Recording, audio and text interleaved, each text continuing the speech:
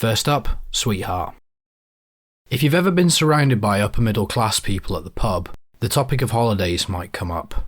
They'll talk about how exotic and exciting their childhood holidays were. Hurrah, darling, hurrah. Having canapes in the south of France, or when Tilly had a few too many glasses of Pinot at the Swiss ski lodge. Oh, this song is dusty. But if you're working class, like me, I already know what your childhood holiday was. It was getting in the car, driving for miles on end and having 2 weeks at a caravan park. I can see it now. My mum's annoyance that I was wasting the holiday on some kind of electronic device, despite the fact that it was pissing it down outside. The arcade and dodgy evening shows, it all came flooding back to me. Sweetheart practically created a slightly altered window into my past. AJ, or April, is a 17-year-old ball of aloof sarcasm that's been dragged to a family caravan park by her overprotective mother.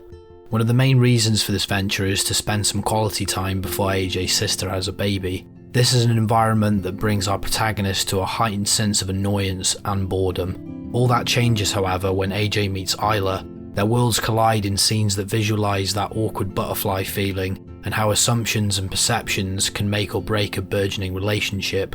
The familiarity of the beats are noticeable. The coming-of-age summer holiday structure of first love and subsequent loss is a well that's been drilled far too many times.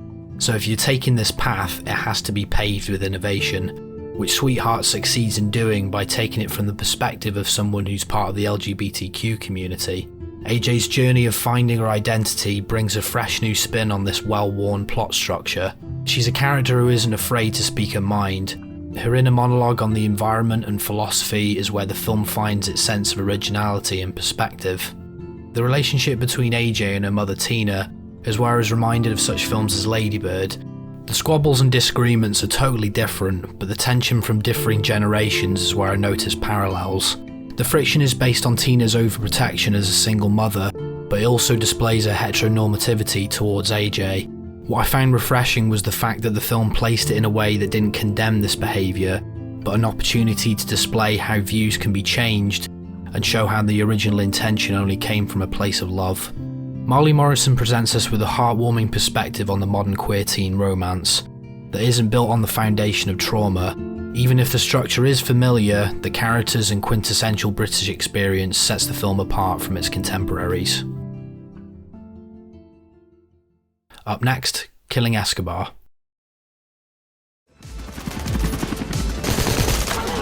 We covered every single eventuality except one.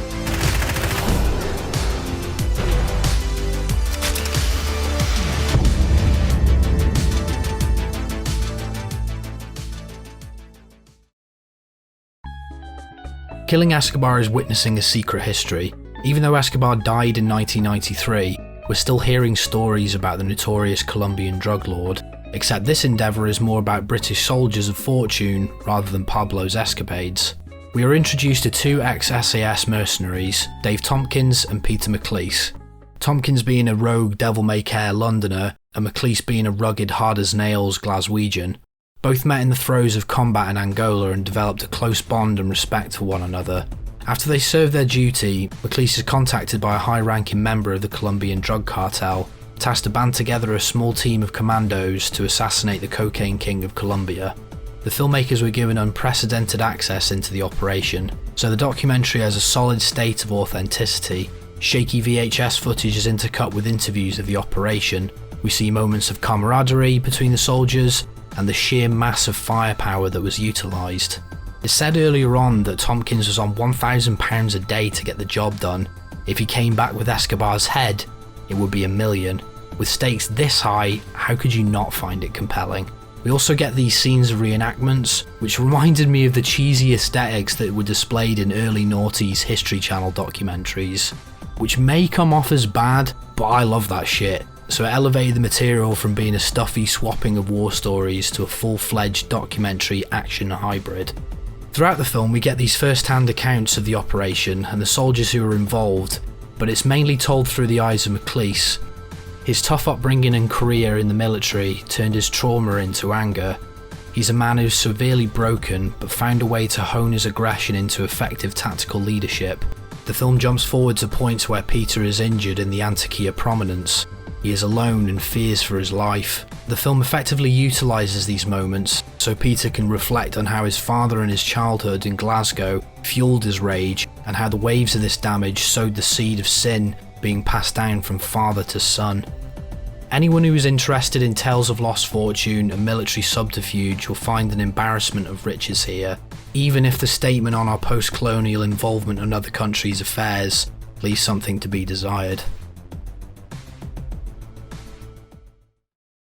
Finally, Spring Blossom.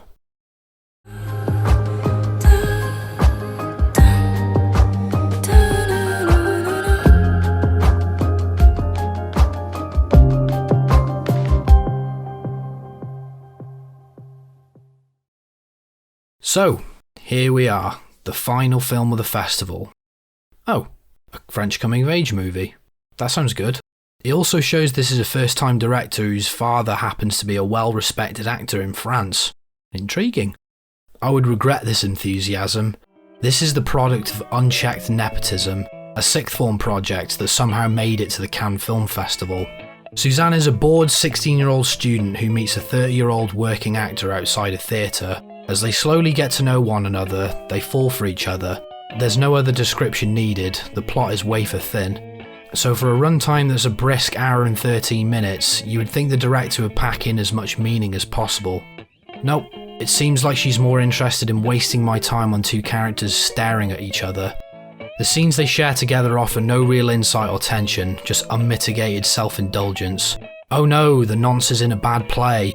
Oh no, her friends aren't that interesting. Oh no, I've died from boredom and my body is going into rigor mortis. A lot of critics found the dance scenes to be a great replacement for character development. They describe it as filling in gaps that has already been said 1,000 times before. Sounds good in theory, but it comes off as hollow and unintentionally funny. Now let's talk about the age gap. As soon as the relationship was established, I thought the film would eventually come to the conclusion of how this type of relationship is wrong and should be frowned upon. I was mistaken. The relationship is portrayed as magical and whimsical. This film doesn't condone this behaviour, it seems to actively encourage it. We get a sense that this creep is the only important thing in her life, which sends a dangerous message to teenage girls. Whilst impressive that someone so young put this together, it lacks any real sense of honesty and depth. I'm left utterly confused that all these critics have been falling over themselves and giving it nothing but praise. What? This is a story of a 30-year-old bloke being creepy to a 16-year-old. Nothing more. In the words of the great Mark Commode, it's navel-gazing nonsense.